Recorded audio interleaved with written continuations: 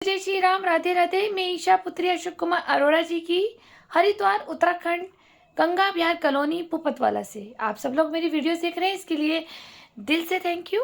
और जो मेरे नए व्यूवर्स जुड़े हैं, मैं उनको ये कहना चाहूँगी, आप मुझे एफबी पर और यूट्यूब पर ईशा बेरी के नाम पर मुझे जाके फॉलो कर सकते हैं, मुझे सुन सकते हैं। मेरी ज़िंदगी का सच है, हो सकता है कि आपके लिए कुछ ऐसी बातें निकल जाए जिससे आप फ्यूचर में सावधान होएं और सतर्क रहें ऐसे लोगों से, जैसे मेरी फैमिली में ऐसे लोग मुझे मिले हैं। जी हाँ, ये मेरी ज़िंदगी का सच है। मेरा इतना सा भी कोई नहीं है कि मैंने मन धड़ंग कहानी बनाई है। बस फ़र्क इतना था कि मैं सबकी लाज और मर्यादा में रही तो मैं चुप रही, मैं बोल नहीं पाई। आज मैं बोलने के लिए इसलिए तत्पर हूँ क्योंकि कहते हैं ना, जब वैराग्य हो जाओ, जब सब कुछ छिन जाता है तो इंसान को किसी चीज़ का डर नहीं होता। मेरे साथ बहुत कुछ हुआ है, आप सब लोग मेरी वीडियोस देख सकते हैं। मैंने डाला है मेरा क्या कसूर, मेरी ज़िंदगी का सच। थोड़ा आज मेरी तबीयत ठीक नहीं है क्योंकि कोल्ड आ जाता है तो मेरा थोड़ा सा गले में दिक्कत होती है। मुझे एसएलई डिजीज़ है, ल्यूपस, जो एक जानलेवा बीमारी है। आप नेट पे जाकर ये भी देख सकते हैं कि ल्यूपस क्या बीमारी होती है। तो ये बीच बीच में मुझे थोड़ी सी दिक्कत करती है, मेरी आवाज़ में, कभी गले में, कभी मेरे लंग्स में, मतलब पूरी बॉडी के ऑर्गन्स में कुछ ना कुछ मुझे दिक्कत होती है। तो अगर मेरी आवाज़ आपको क्लियर नहीं सुनाई दे रही है तो इसके लिए मैं माफ़ी चाहूँगी। तो आई होप कि आप मेरी आवाज़ के साथ भी मुझे कोऑपरेट करेंगे और मुझे ध्यान से सुनेंगे कि मेरे साथ क्या हुआ है। अभी आपने लास्ट वीडियो देखा होगा, जिन्होंने नहीं देखा वो जाके देख सकते हैं, मेरा क्या कसूर मेरी ज़िंदगी का सच पार्ट 74, जिसमें मैंने बताया था कि मैं डेली बिफोर मैरिज, शादी से पहले मैं डेली गुरुद्वारे जाती थी जो ललतारा पुल पर है, और बिलकेश्वर महादेव जाती थी। शुरू से ही मेरा दोनों टाइम रूटीन था, और गुरुद्वारे में मैं शाम के वक्त अपनी सेवा देने जाती थी, जो मैं गुप्त रखती थी। मैं लोगों को ढिंडोरा पिट कर नहीं जाती थी। जैसे मेरी सास कहती है, मैं परमात्मा की बंदी हूँ लेकिन दिल से गंदी हूँ। आप लोगों के सामने मैं डाल रही हूँ उनकी इसकी ज़िंदगी का सच, कि 2 मास्क लेके कैसे घूमती थी बाहर। तो सबको दिखाती है कि मैं बहुत ज़्यादा स्पिरिचुअल हूँ, रूमा बेरी जी, कि मैं बहुत ज़्यादा स्पिरिचुअल हूँ, मैं बहुत ज़्यादा परमात्मा की बंदी हूँ। लेकिन ये ऐसी स्पिरिचुअल है, 2 तरह की पूजा होती है, एक परमात्मा की और एक तांत्रिक पूजा। तो ये तांत्रिक पूजा करती है, तंत्र प्रयोग करती है, लोगों के घर में कैसे आग लगाते हैं, लोग जो हमारे घर में गेस्ट आते हैं उनको कैसे अपने सर पे से उतारा करके जूस देते हैं, उतारा करके चाय देते हैं। जिस चीज़ को आप खा पी रहे हैं उनके घर में, मैंने खुद खाया है, मैंने ये चीज़ें देखी है, तभी तो मैं मुझे जान से मारना चाहती है ताकि मैं आप लोगों के सामने सच न डालूं। लेकिन मैं सच डालूंगी क्योंकि मैं हर एक बंदे की जान बचाना चाहती हूँ जो रूमा बेरी के घर का सामान खाते हैं। ठीक है, ये शमशान की राख है, मुर्दे की राख है, इनने तांत्रिक मौलवी सब पटा रखे पैसों में। मौलवी और तांत्रिक को क्या चाहिए? पैसा। उन्हें कोई मतलब है कि किसी की ज़िंदगी बर्बाद हो रही है। तो ये इस तरह से गंदी क्रियाएं करती हैं, उसकी शमशान की राख, मुर्दे की राख उसमें मिलाती है और लोगों को पिलाती है, जिससे उनकी बुद्धि भ्रष्ट होती है। गलत कुकर्मों में लड़कियां लड़के कैसे भी हो, जो मैरिड होंगे, तलाक होगा, ये सब इसका कारनामे मैं देखती थी इसके साथ। इसने हमें भी दिए हैं, मैं क्यों कहूँगी नहीं दिए। मैं तो जान ही खतरे पे थी, मेरे को तो मारण क्रिया तक कर दी थी। जिन गुरु ने मुझे बचाया, उन वो मेरी जान भी मांग लेना तो वो भी कम है, उनके लिए मैं जान दे सकती हूँ, उन गुरु के लिए अपने। चलिए, आपने जो मेरा वो पार्ट 74 देखा था कि शादी से पहले मैं गुरुद्वारे जाती थी, तो इन लोगों ने मेरे को वॉच किया। कहाँ से? पालीवाल धर्मशाला के नीचे राउत बेरी जी का ऑफिस था, माँ लक्ष्मी टूर एंड ट्रेवल्स। ठीक है, तो वहाँ से ये मुझे वॉच करते थे। फिर उसके बाद इन्होंने पहला हमला जो मेरे पे किया था, कहाँ किया था? अमित इंटरनेशनल की शॉप पर लगवा कर मुझे, ताकि मैं अमित इंटरनेशनल की शॉप पर बैठ जाऊँ। फिर एक दिन वहाँ पर पुलिस छापा मारे, क्योंकि वो भी खुद एक इमेज का अच्छा आदमी नहीं था। ये उसको पटाकर सिखा करके मेरे ऊपर एक छापा पड़ जाता कि मैं गलत लोगों के साथ इन्वॉल्वमेंट हूँ। पुलिस में मैं बंद हो जाती। पुलिस भी इनकी, दल्ले भी इनके, देह व्यापारी भी इनके, वकील भी इनके, कलम भी इनकी, कागज भी इनके, सबूत भी इनके, और कर्नल की कोठी इनकी, स्पा पार्लर इनके, होटल इनके, क्लेमन टाउन जहाँ इनका अच्छा खासा काम होता है, स्पा पार्लरों में, क्लेमन टाउन में, देहरादून पटेल नगर में। ये वहाँ लड़कियों को ले जा करके, क्योंकि लड़कियाँ जब नई नई जॉब पे लगती है तो सर सर सर लगी रहती हैं, तो उनकी गाड़ियाँ जब उन्हें फैसिलिटीज़ मिलती हैं तो वहाँ जा करके किसी न किसी बहाने से सर ले जाते हैं, और वहाँ पुलिस आती है, छापा पड़ता है, और फिर उसको बंद किया जाता है जेल में। इनको टॉर्चर किया जाता है वहीं से निकालने के लिए। इनके साथ फिजिकल रिलेशन बनाए जाते हैं, मानसिक प्रताड़ना दी जाती है, खौफ दिया जाता है, और जो लड़कियां इनके पास होती है वो गायब हो जाती है। जी हाँ, वो गायब हो जाती है। मेरी सास के यहाँ से भी, राहुल भाई जी के यहाँ से। कहाँ गायब करते हैं लोग। अन्य देह व्यापारी भी इन्वॉल्वमेंट है, अन्य होटल वाले भी इन्वॉल्वमेंट है। सॉरी, थोड़ा बाहर आवाज़ आ रही है, कोई टिक्की गोलगप्पे वाला है, वो वॉइस आ रही होगी आपको तवा और चिमटा की, लेकिन उसको इग्नोर कीजिए प्लीज़। ये राज मुझे सब पता था। ये मुझे फंसाना चाहते थे, पर शिकार हो गई मेरी बहन, क्योंकि वो बच्ची इतनी मैच्योर नहीं थी जितनी मैच्योरिटी मेरे अंदर आ गई थी। क्यों? क्योंकि मेरा गुरु मेरे पिता थे। जी हाँ, मेरे गुरु मेरे पिता थे। जो कहते हैं जो बच्चे अपने पिता को गुरु बना ले तो उसका भविष्य कभी खराब नहीं हो सकता। मैंने अपने पिता को ही गुरु बनाया हमेशा। मैं अपने पिता की सुनती थी, क्या क्या सिखाते थे, क्या क्या बचाते थे, क्या क्या बोला था उन्होंने मुझे, कैसे उन्होंने समझाई बातें, कैसे मुझे मैच्योर किया। मैं आपको और आगे वीडियो बनाऊंगी, आप मेरी वीडियोस देखते रहना।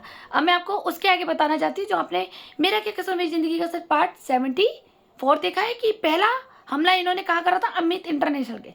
अब मैं दूसरा बताती हूँ, जब मेरे पापा एक्सपायर हुए। आप पॉइंट की बात है, सुनिए। और मैं ये पुलिस विभाग से भी कह रही हूँ, प्लीज़ आप सुनिए, बुरा नहीं मानिए। आप सब लोग मेरे देश रक्षक भाई हैं, पर मैं शिकायत करूंगी एक बहन के नाते, ठीक है, एक इंसान के नाते मैं आप लोगों से शिकायत करूंगी। मेरे पापा जब 2010 में एक्सपायर हो गए थे, उससे पहले हमारे घर में कभी कोई पुलिस नहीं आई, ठीक। लेकिन जब वो एक्सपायर हो गए, मेरा कोई भाई नहीं था, माँ मानसिक बीमार थी, बहन नाबालिग थी 13-14 साल की, मैं अकेली उस घर में। मैं अथॉरिटेबल पर्सन बन गई, पापा की सारी जिम्मेदारियां मेरे ऊपर आ गई। घर का पैसा लेना देना, मकान प्रॉपर्टी, सब चीज़ आप समझ रहे होंगे। जो एक घर का मुखिया एक्सपायर हो जाता है तो उसकी जो सारी जिम्मेदारियां होती है वो किसी समझदार व्यक्ति पे आ जाती है। मेरे घर में मेरे पापा के जाने के बाद मेरे घर में पुलिस आती थी। जी हाँ, बिना कारण। मैं अभी पुलिस विभाग से कहना चाहूंगी कि दोबारा जांच करें। 2010 में मेरे पापा मरे, 2011 से ही मेरे घर में पुलिस आने लग गई, लगातार कंटिन्यू। और तो और जब मेरी मम्मी, अब सुनिए, मेरी मम्मी जब मानसिक बीमार थी, मेरी मम्मी आए दिन रात को बाहर निकल जाती थी, पूरी पूरी रात लड़ती थी, बाहर सड़क पर बैठ जाती थी, बाहर की गंदगी कूड़ा कचरा घर में लाती थी। वो सब मोहल्ला जानता है मेरी मम्मी कैसी थी, ठीक। उसके बावजूद भी जब हमारी मम्मी को कुछ परेशानी होती थी तो वो बड़ी कोतवाली चली जाती थी, या फिर इधर हड़की पौड़ी चौकी चली जाती थी। और रात को 2 बज रहे हो, 1:30 बज रहे हो, 3 बज रहे हो, सुबह का 4 बज रहे हो, 5 बज रहे हो, हमारे घर में जेंट्स पुलिस आती थी। कोई लेडीज पुलिस नहीं आई हमारे लिए, और हमारे मम्मी की 1 मिनट में पुलिस आ जाती थी। जी हाँ, हमारी मम्मी ने हमें इतना परेशान किया कि जब मेरी मम्मी, ये सोचिए कि इतनी एजुकेटेड नहीं थी, दूसरा वो मानसिक बीमार भी थी, क्योंकि पापा के जाने के बाद भी उन्हें एक हाईली डिप्रेशन हो गया था कि उनको भी एक शौक लगा कि कमाने वाला बंदा चला गया, घर कैसे चलेगा। बेटियां, एक बीमार माँ के ऊपर 2 बेटियां, भाई है नहीं, सास का कोई सपोर्ट नहीं। जी हाँ, दादी का कोई सपोर्ट नहीं, क्योंकि मेरे पापा की रियल मदर नहीं है। इनके ऊपर भी मैं बताऊंगी। मेरी बुआएं भी हमारी कोई मदद नहीं थी। चाचा और चाची वहीं रहते थे, उनकी भी कोई सपोर्ट नहीं था। कोई मोहल्ले वाले का सपोर्ट नहीं था। पूरा मोहल्ला तमाशा देखता था। हमें, हमारी मम्मी की 1 मिनट में रात को 2 बज रहे हो, 3 बज रहे हो, घर में थोड़ा सा कुछ बवाल हुआ, मेरी मम्मी तुरंत कोतवाली जाती थी और पुलिस उनके कहने पर तुरंत आ जाती थी। क्यों आ जाती थी, मैं आप पुलिस विभाग से पूछना चाहती हूँ। एक जो औरत बीमार थी, जिसकी मानसिक स्थिति ठीक नहीं थी, वो आए दिन पुलिस को ले आती थी अपनी जवान बेटियों के लिए। कोई महिला पुलिस नहीं आई हमारे घर में, ठीक। कोई मोहल्ला हमारे सपोर्ट में नहीं होता था। क्यों नहीं होता था, बताइए ना आप, क्या क्या कारण था? क्या वो इसलिए कि मेरे हाथ में पावर ऑफ अटर्नी थी कि इसको इतना परेशान कर दो कि ये मजबूरी में धंधा करे, पहला पॉइंट, या फिर यहाँ से शादी करके चली जाए, इसके पिता की संपत्ति खाई जाए, माँ पागल है, बहन नाबालिग है, धंधे पे लगेगी इसकी बहन। 2, माँ से साइन कराना बहुत आसान है, इसे इतना परेशान करा। तो मेरी माँ का ये कहना होता था पुलिस को कि मेरे आदमी का पैसा, मेरे पापा बीएचईएल एम्प्लॉयज थे, टरबाइन इंजीनियर, ठीक है, बीएचईएल में मेरी गवर्नमेंट जॉब थी, टरबाइन इंजीनियर थे। उनके एक्सपायर होने के बाद सारी पावर ऑफ अटर्नी मेरे पास थी। लोगों को चुल मची हुई थी, घर वालों को भी मची हुई थी, चाहे दादी बुआ हो, सबको चुल मची हुई थी कि ये पावर ऑफ अटर्नी इसके हाथ में है, इससे साइन कराना नामुमकिन है, इससे पैसा खींचना नामुमकिन है। तो इन्होंने सबने मिलकर के मेरे साथ इतनी ये चालाकियां खेली। मेरे घर में पुलिस आ रही है, सब तमाशा देखा जा रहा है, मोहल्ला देख रहा है, जिसमें कि जवान पोतियां उस घर में रह रही हैं, दादी कोई हमें सपोर्ट नहीं करती थी, ना चाचा सपोर्ट कर रहा, ना चाची कर रही, ना चाचा का लड़का जिसे हम राखी बांधते थे, हमारी बुआ के लड़के जिसे हम राखी बांधते थे वो कलकल रहती थी। हमारी बुआओं का कोई सपोर्ट नहीं, दादी का सपोर्ट नहीं, चाचा चाची का सपोर्ट नहीं, चाचा चाची के बच्चों का सपोर्ट नहीं। मैं अपनी मानसिक बीमार माँ को लेके इधर उधर पकड़ पकड़ के लेके आती थी। वो कभी कहीं भी लंगर में भी खाना खाने लग जाती थी, उसको वहाँ से पकड़ पकड़ के लेके आती थी क्योंकि शर्म आती थी। क्योंकि हमारे पिताजी एक बेचल एम्प्लॉय, सरकारी एम्प्लॉय थे, एक टरबाइन इंजीनियर थे, एजुकेटेड थे, उस ज़माने के बीएससी थे जिसकी एजुकेशन शिक्षा भी उनके पिताजी ने नहीं दी थी। मैं आपको सब बताऊंगी कि हमारे दादा दादी ने भी हमारे पिताजी के साथ क्या किया और हमारे साथ क्या किया। दादी ने, हमारा घर नीचे था, दादी ऊपर से सब तमाशा देख रही है, पुलिस आ रही है, मेरी दादी का क्या राइट बनता था बताइए? आप समझ आ रहे? और मैं पुलिस विभाग से कहना चाह रही हूँ, प्लीज़ आप सोचिए ना कि एक अच्छी सी पढ़ी लिखी खूबसूरत लड़की को हर एक पुलिस वाले आ रहे हो, वो मुझे चौकी बुला रहे हो, वो मेरे साथ कैसे व्यवहार करते होंगे मुझे पता है, ठीक है? वो मेरे साथ कैसे बिहेवियर करते होंगे वो मुझे पता है, मेरे दिल पे क्या बीती है मुझे पता है। एक छोटी सी नाबालिग बच्ची हिमानी अरोड़ा को मैं उसको बचाती बचाती अपने आंचल के छाँव में लेकर के मैं उसको बचाती थी घर के अंदर कि तू अंदर बैठ, मैं होके आती हूँ कोतवाली, ठीक? मेरी बीमार माँ जो मानसिक बीमार, जिसको मैं पकड़ पकड़ के लाती थी, कभी कहीं सड़क पे खा रही है, कभी कहीं खा रही है, कभी कहीं खा रही है। आप बताइए ना, आप बताइए मुझे। तब तो पुलिस मेरी माँ के कहने पे 1 मिनट में आ जाती थी, तब तो मोहल्ला सब तमाशा देखता था, तब तो कोई नहीं बोलता था कि अरे इसकी माँ पागल है या माँ बीमार है या पापा के जाने के बाद ज़्यादा इसको डिप्रेशन हो गया या कुछ क्रिया कराया हो गया। मैं कुछ नहीं जानती थी उस वक्त, बस मेरी को ये याद रहता था कि मुझे नाबालिग बच्ची को बचाना है और अपनी माँ की सेवा करनी है, जो मेरे पापा मुझे दे के गए हैं। इन दोनों को मैं कभी बर्बाद नहीं होने दूंगी। लेकिन सबको मुझसे ही प्रॉब्लम थी। आप समझ आ रहे क्यों प्रॉब्लम थी? पावर ऑफ अटर्नी मेरे हाथ में थी, पापा का बेचर का सारा रिटायरमेंट का पैसा मेरे हाथ में था, ठीक है, और घर की सारी चीज़ मेरे हाथ में थी। तो सबको ये था कि ये पढ़ी लिखी लड़की ये कहीं भी साइन नहीं करेगी और इनसे पैसे कैसे लिए जाएंगे। और मेरे पीछे बहुत लड़के लगे पैसे के लिए, बहुत लड़के लगे, पैसे उधार मांगो, कोई 1 लाख मांग रहा है, कोई 5 लाख मांग रहा है। तो इन्होंने मेरी जिंदगी इतनी नरक कर दी थी कि मैं आए दिन पुलिस में जा रही हूँ। और फिर ये कहते हैं कि राहुल बेरी जी कहते हैं कि तेरी तो शादी से पहले पुलिस आती थी। अब मैं राहुल बेरी जी से, रूमा बेरी से और समस्त बेरी परिवार से पूछना चाहती हूँ, जब मैं एक कॉल गर्ल थी, मैं एक धंधा करने वाली लड़की थी, मेरे घर पुलिस आती थी, ठीक है, उसके बावजूद भी तुम्हारी माँ मेरे घर में रिश्ता लेने आई है, तुम्हारी चारू ने कराया मुझे, ठीक है, ठीक है, आप समझ लो।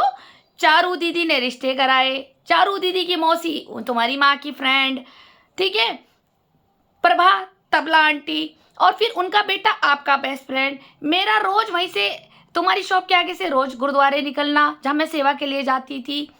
तुम्हारी निगरानी, भूख, लड़की और पैसा और मकान, किसने कराया रिश्ता? कोई दुनिया पागल नहीं है, मैं भी पागल नहीं हूँ, ठीक है। तुमने मुझे इतना परेशान कराया क्योंकि सबको पता था मोहल्ले में कि मैं शादी नहीं करूँगी, क्योंकि मेरे पापा एक्सपायर हो गए। मैं अपनी बीमार माँ को छोड़ के कभी नहीं जाऊँगी, मैं झेलूंगी, जैसे मेरे पापा ने मेरी माँ को झेला है मैं भी झेलूंगी, बर्दाश्त करूँगी। ये मेरा कर्म है, कोई बात नहीं, मेरी माँ है, जन्म दिया है, यही मेरा पाप कट के ख़त्म हो जाएगा, मैं इसकी सेवा करूँगी। हाँ, बहन को बड़ा करके इसे पैरों पे स्टैंड करके इसको शादी कर दूँगी। ये सपना भी भाप लिया मोहल्ले ने कहा प्रॉपर्टी तो मिलेगी नहीं, वो तो शादी नहीं करेगी। इनका प्लान रच गया। जी हाँ, जहाँ हमारे बेरी साहब बैठते हैं, राहुल बेरी जी, पालीवाल धर्मशाला के नीचे महालक्ष्मी टूर एंड ट्रेवल्स, ठीक है, जिसकी धमकियाँ भी हमारी सासू माँ देती थी। तो इन्होंने मेरे पे फोकस करा मकान से। अरे तुम मकान से शादी करनी थी, मकान से कर लेते ना, तो मेरे को क्यों मेरी ज़िंदगी बर्बाद कर दी? क्यों लाए अपने भाई के साथ ब्याह के? मैं नहीं आई थी, ठीक है। जो तुम मेरे पिता पे एक थप्पड़ मारते हो कि मैंने लव मैरिज करी है, लव मैरिज करने के लिए एसएमजन कॉलेज में लड़के मर गए थे क्या मेरे लिए? मेरे लिए लड़के मर गए थे, एसएमजन कॉलेज से पढ़ी हुई हूँ, वहाँ लड़के मर गए थे मेरे लिए। लेकिन तुम्हारे परिवार मुझे समझ आया। जब मैं ध्येय व्यापारी थी, मैं धंधा करती थी, तुमने तो पूरा एक प्लान भी बनाया था, पेपर पे लिखवाया था, दोनों बहनें धंधा करती है, पूरे मोहल्ले के साइन भी करवाए थे, ठीक है। जिस दल्ले से कराए थे उस दल्ले का नाम भी मैं बोलूँगी नहीं, वो पुलिस को दूंगी, ठीक है। और जिसने साइन नहीं करे थे ये भी मुझे पता है, जिसने साइन करे वो भी मुझे पता है, किसने साइन करे कि दोनों बेटियों को नाजायज़ तंग करो ताकि ये जहर खा के मर जाए, इसीलिए हिमानी ने जहर खाया था। तुम लोगों ने इतना ज़िंदगी बर्बाद कर दी थी हम लोगों की कि दोनों बहनें जहर खा के मर जाएंगी और माँ पागल है, माँ को सेला कोई भर्ती करा देंगे और प्रॉपर्टी हम खा लेंगे। ठीक, तुमने कहा अरे ये तो बहन ने तो जहर खा लिया, बड़ी वाली ने तो खाया नहीं। बहन ने, छोटी ने, हिमानी ने खाया ना 2011 में जहर, जिसकी लास्ट स्टेज पर बचा के लाई हूँ मैं इसको 1 लाख रुपए लगा के हॉस्पिटल में। वो सब पेपर पड़े मेरे पे हॉस्पिटल के। सारी प्लान तुमने करी। दूसरा अटैक तुमने, मानसिक प्रताड़ना तुमने 2010 से देनी शुरू कर दी थी हमारी माँ के माध्यम से। माँ के माध्यम से रिपोर्टें हो रही है और जब मैं पुलिस से मिलने जा रही हूँ तो मेरी माँ सामने नहीं आ रही है। देखिए, मैं पुलिस विभाग से पूछना चाहती हूँ ना, क्या कर रहे थे आप जानिए ना। फिर 2011 में कौन सी पुलिस थी वहाँ पर, बड़ी कोतवाली में कौन सी ओसीडी था, कौन हड़की पौड़ी चौकी पे पुलिस बैठती थी, निकालिए जांच। इन लोगों ने मेरा जीना इतना हराम कर दिया था। आए दिन पुलिस मुझे बुलाती थी, आए दिन मुझे पुलिस बुलाती थी। मैं मंदिर कम, मैं पुलिस में जा रही हूँ बात करने कि हाँ ये हो रहा है, ये हो रहा है, ये हो रहा है। परेशान किया, चलो जाओ, परेशान किया, चलो। मेरी माँ सामने नहीं आती थी। ये पता ही नहीं लगता था कि मेरी माँ ने रिपोर्ट करी है या इन लोगों ने करी है। ठीक, उसमें मेरी माँ ने करा हुआ, मेरी बेटी मुझे मारती है, मेरी बड़ी बेटी मुझे बहुत मारती है। ठीक है, मेरी बेटी ने मेरा जीना हराम कर रखा है, मेरी बेटी ने मेरे आदमी का सारा पैसा ले लिया है, सब कुछ ये ही रिपोर्टें लिखवाई जाती थी मेरे खिलाफ। ठीक है, उसमें मेरे पापा के कुछ दोस्त भी इन्वॉल्वमेंट थे मेरी मम्मी के साथ। ठीक, मैं बीएचएल एम्प्लॉय, मैं ये भी कहना चाहूँगी, एक तो हमारे खास रिश्तेदार भी इन्वॉल्वमेंट है। मेरी मम्मी से पैसे ले रखे हैं, जिन जिन लड़कों ने पैसे मोहल्ले में लिए हुए, मेरी मम्मी की तो स्थिति खराब थी। मेरी मम्मी से पैसे ले करके मेरी मम्मी ने खुद अपनी राइटिंग में लिखा हुआ है। वो इतनी भी पागल नहीं थी। वो पापा के जाने के बाद थोड़ा पता नहीं क्या हो गया, अचानक से वो डिप्रेस हो गई, क्या हो गया था, मानसिक प्रताड़ना में क्या दिक्कत हुई हमें नहीं पता। लेकिन पुलिस ये कहती थी कि तुम अपनी माँ को मारती हो और पापा का सारा पैसा तुमने अपनी माँ को नहीं दिया, माँ को पैसे दे दो। ये सारी प्लानिंग हो रही थी कि मैं हिम्मत हार जाऊँ, मैं पापा का सारा पैसा अपनी माँ को दे जाऊँ, फिर मैं यहाँ से भाग जाऊँ या आत्महत्या कर लूँ, या ये मुझे वही वाला प्लान बताया ना आपको कि अमित इंटरनेशनल की शॉप पे लगा दो और फिर वहाँ पे बंद करा दो पुलिस के माध्यम से, और फिर इसको टॉर्चर करो। माँ बीमार है, कौन इसकी जमानत देगा, कौन इसको कुछ करेगा, मोहल्ला लिख देगा ये धंधे वाली है, घर से बाहर कर दो, और फिर मजबूरन धंधा करेगी। ठीक है, ये ऐसे ही करते हैं बहुत लड़कियों को। अच्छी खासी घर की लड़कियों को पहले जॉब देते हैं प्यार से, फिर उसको कहीं दूर ले जा करके, कंडल की कोठी हो, क्लेमेंटाइन हो, पटेल नगर हो, राजस्थान हो, भादराबाद हो, ऐसी जगह पे कहीं ले आते हैं। जस्ट डायल की इनकी जॉब होती है और फिर वहीं पर ही पुलिस, अचानक पुलिस भी इनकी छापा पड़ते हैं। फिर उनसे माफ़ीनामा करो, उनसे डरो, उनसे ब्लैकमेल करो, रो और टॉर्चर होके उनके ही साथ फिजिकल रिलेशन बनाओ। और जब एक महिला एक आदमी के साथ रिलेशन बना लेती है, उसकी वीडियो बना लेते हैं, फिर उस वीडियो से इसको टॉर्चर करते हैं, जो मेरी बहन के साथ किया है। जी हाँ, फिर उसके साथ टॉर्चर करते हैं। फिर क्या, जब टॉर्चर होगी फिर तो इधर चल और उधर चल, इधर चल, फिर तो ये होता है। मैं ये कहना चाहती हूँ पुलिस विभाग को, अगर आप लोग भी हमारी रक्षा नहीं करेंगे तो हम कहाँ जाएंगे? क्या देश की बेटियाँ जहर खा के मर जाएं? मैं तो कहूँगी सारी बेटियाँ मर जाएं। और जो माता पिता भाई बहन सुन रहे हैं वो अपनी बेटियों को सख्त करें। ये ऐसे ही प्यार से झूठा फंसा करके जॉब ले आते हैं। मैंने पुलिस में बहुत सेक्रीफाइस किया और जिसमें 5-6 वकील इनके परमानेंट है रोशनाबाद के, मैं नाम नहीं बोलूँगी क्योंकि ये वकीलों के द्वारा कराते हैं, क्योंकि वकील की क्रिमिनल लॉयर, ठीक है, वो क्रिमिनल लॉयर भी पुलिस को फ़ोन कर देता है कि इनको धमका दो ईशा जी को। ईशा जी पे तो सारी पुलिस चढ़ गई। पैसा बाप का है माँ को दो, बाप का है माँ को दो। मेरी भी एक जिद थी, मैं अपनी माँ को तब पैसा दूंगी, मैंने दिया। मैंने अपनी मम्मी को ज्वाइंट कर रखा था, बस ये चाह रहे थे कि मैं हट जाऊँ, मम्मी की एफडीओ से हट जाऊँ। तो कुछ मैंने मजबूरी में किया, मम्मी को अलग पैसा दिया, जो पैसे का नुकसान हमने खाया। अब ये पुलिस विभाग देगा पैसा? मैं जवाब मांगू? जब पुलिस ने मुझे टॉर्चर किया, मैंने अपना नाम उस एफडीओ से हटाया तो वो एफडीआं अकेली मेरी मम्मी की हो गई और वही भारी मात्रा में रुआ बेरी ने पैसा खा लिया, अन्य मोहल्ले लड़कों ने खा लिया, आधे रिश्तेदारों ने खा लिया। मेरी बुआ और मासियों में नहीं है कोई मोहल्ले जो होता है ना मुंह बोले रिश्तेदार, ठीक है। मेरी मम्मी मुझे सबका बता के गई है, मरती भी औरत कुछ नहीं गलत नहीं बोलेगी। उनने मुझे सब कुछ बताया कि कहाँ कहाँ इनका पैसा बर्बाद हुआ है। क्या हुआ? ये पुलिस प्रशासन देगी मेरे पापा का पैसा? जो आदमी खून पसीने का एक एक मेहनत करके पैसे इकट्ठे करके गया था अपनी बीवी बच्चों के लिए, वो पुलिस ने मुझे टॉर्चर करा कि इसका पैसा अलग करो, तुम अपना अलग करो अपना शादी का। तो जब अलग करा तो उससे लिया गया हमारी माँ से पैसा। तो मेरे को सरकार देगी, वो पैसा भरपाई करेगी, मुझे जवाब दे पुलिस प्रशासन है। और मेरी बीमार माँ के कहने पे 1 मिनट आ जाती है, और जब मैं सही हूँ, ठीक है, मुझे पागल खाने पहुंचाने की तैयारी हो रही। ससुराल में मानसिक स्थिति खराब करने के वो सारे सर्टिफिकेट बने हुए हैं कि बहू हमारी पागल है, ठीक है। ये दिखाया जाता क्यों?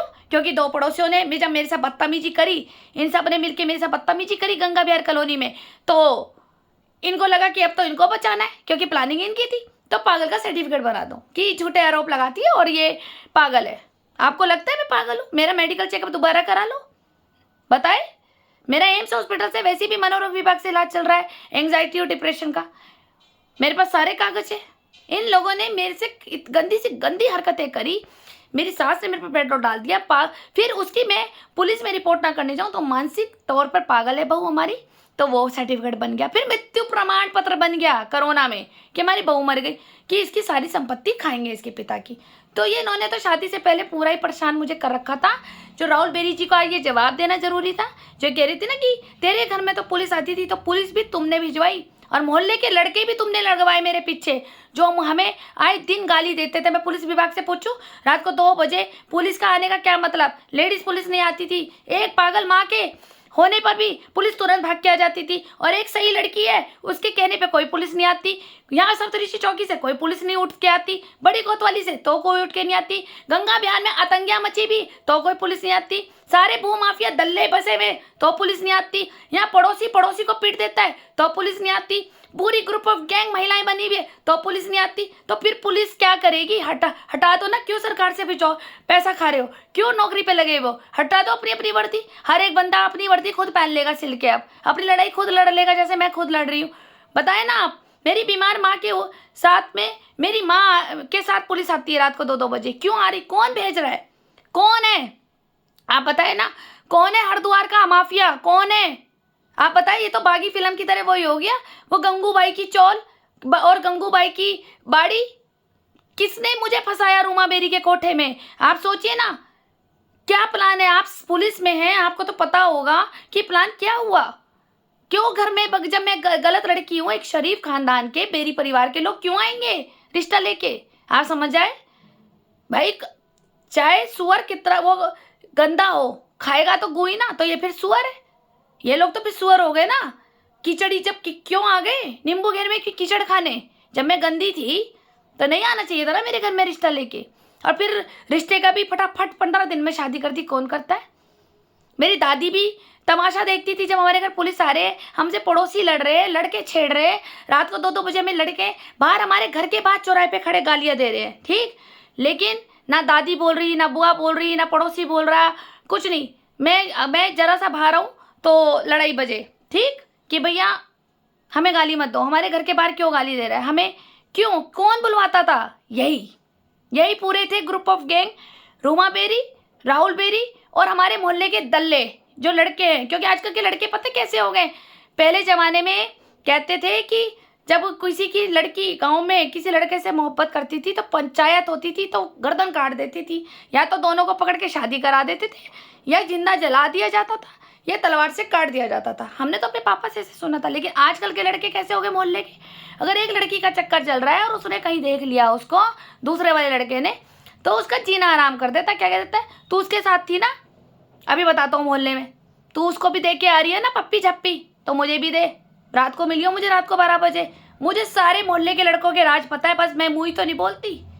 बस यही तो कमी है कि मेरे को चुगली करने की आदत नहीं है। मैं राज सबके रखती हूँ। उस मोहल्ले में किसका आदमी किसकी महफिल में रंगीन हो रखा है, कौन सा लड़का कौन सी लड़की को टॉर्चर वहाँ करता था, रात को किसकी बाड़ी में किसकी लुगाई बढ़ती है वहाँ पर मोहल्ले में, मुझे सब पता है। और मुझे गंगा बिहार में भी सबका पता है। मुझे पता सबका पता है कि कौन से कोठे में रंगीन होते हैं सब लोग। पर ये है, अपने को आदत नहीं है, मैं मुंह नहीं खोलती। बस मैं तो अपने से मतलब रखती हूँ। जिसका चरित्र है वो अपना देखे, अपने आप को संभाले। मुझे दुनिया जाए बाहर में, मुझे दुनिया की ज़िंदगी से मतलब नहीं होता। मेरे को पता सबके बारे में, यहाँ गंगा बिहार में भी और वहाँ मोती बाजार में भी। लेकिन अपनी आदत नहीं है ना चुगली करने की। क्यों दूसरों की गंदी नेगेटिव ऊर्जा लेके आऊँ, दूसरों की बुराइयाँ करूँ, निंदा करूँ, और अपने अच्छे कर्म उनको दे दूँ और उनके बुरे कर्म अपने उसमें खाते में गिरा लूँ। मेरे को ये आदत तो बचपन से ही नहीं थी। ठीक। लेकिन बस मैं चुप थी, मेरा चुप रहना इतना भारी पड़ जाएगा कि मुझे अपनी बहन के साथ ये जुआ खेलना पड़ा कि मेरी बहन को बर्बाद कर दिया इन सब ने मिलके। तो परमात्मा किसी को नहीं छोड़ेगा, न्याय होकर रहता है। कर्मा जो बोया है वो आएगा जरूर, जो पेड़ लगाया है उसका फल खाता जरूर है। बस मैं तो इतना जानती हूँ। आपको मैंने ये भी बता दिया कि दूसरा अटैक इन बेरियों ने मेरे ऊपर पुलिस का कराया, पुलिस का खौफ, जिससे कि फिर मैं डर गई। फिर मैंने अपने घुटने टेक दिए। मैंने कहा यार रोज़ पुलिस आ रही है, मम्मी भी बड़ा परेशान कर रही है। इतनी परेशान होने के बाद मैंने शादी के लिए हाँ कर दी, मजबूर कर दी चारू दीदी को ही। मैंने कहा हाँ दीदी, कोई लोकल लड़का हो ना बता देना, मैं शादी कर लूँगी। तो फिर चारू मैडम हमारे लिए रिश्ता लेके आई है। देखिए कहाँ डाला है हमें। कोई बात नहीं, ईश्वर सब देखता है, किसने किस मंशा से, किसने किस प्लानिंग से मुझे बेरियों में डाला है, परमात्मा सब देखता है। बस मैं तो ये कहती हूँ, मुझे वॉच शुरू से किया जाता था, मैं गुरुद्वारे जाती थी, इन लोगों ने मेरा जीना हराम कर दिया। बेरी परिवारों ने, एक एक आदमी सड़ के मरेगा इनके यहाँ। मैंने तो बेरियों का नाम ही उतार दिया अपने मन से। बस ये तो यूट्यूब मैंने ईशा बेरी के नाम पर ये पहले बन गई थी, वरना मैं अपने पापा के नाम से ही खुश हूँ। मेरे पापा का ही ब्रांड बहुत अच्छा है, अशोक कुमार अरोड़ा। बस, और मैं अरोड़ा जी की बेटी हूँ और रहूँगी। मुझे किसी के ब्रांड की ज़रूरत नहीं है, मेरे पापा ने ही मेरे लिए ब्रांड कमा रखा है। और पुलिस विभाग से मैं कहूँगी, प्लीज़ भाई लोगों, आपको पुलिस की वर्दी मिली है ना, तो प्लीज़ हर महिला की आप मदद कीजिए। क्यों नहीं करते आप? आपको भी भगवान के घर जाना है और आपको भी वहाँ जवाब देना है। आपको पुलिस में इसलिए नौकरी नहीं मिलती, आपको इसलिए मिलती है कि भगवान आपको शनिदेव बनाकर आपको धरती पे भेजते हैं, और वकील को भी कि जाओ जा करके मेरे ही रूप में न्याय करो। पर आप ये अन्याय करेंगे तो कहाँ जाएंगी महिलाएं? फिर भी देश की सारी महिलाओं को जहर खा के मर जाना चाहिए। कोई भी महिलाएं आपसे हेल्प लेने आए ना अच्छे घर की, तो आप उन्हें कह दिया करो आपको जीने का अधिकार नहीं है जी। आप या तो तलवे चाट लो मंत्रियों के, या इधर उधर देह व्यापारियों में लग जाओ तो आपका काम हो जाएगा, या फिर आप जहर खा लो, आपको जीने का अधिकार नहीं है। आप ये एडवाइस दीजिएगा चौकी में, ठीक है? धन्यवाद। फिर आप मेरी और वीडियो सुनिएगा।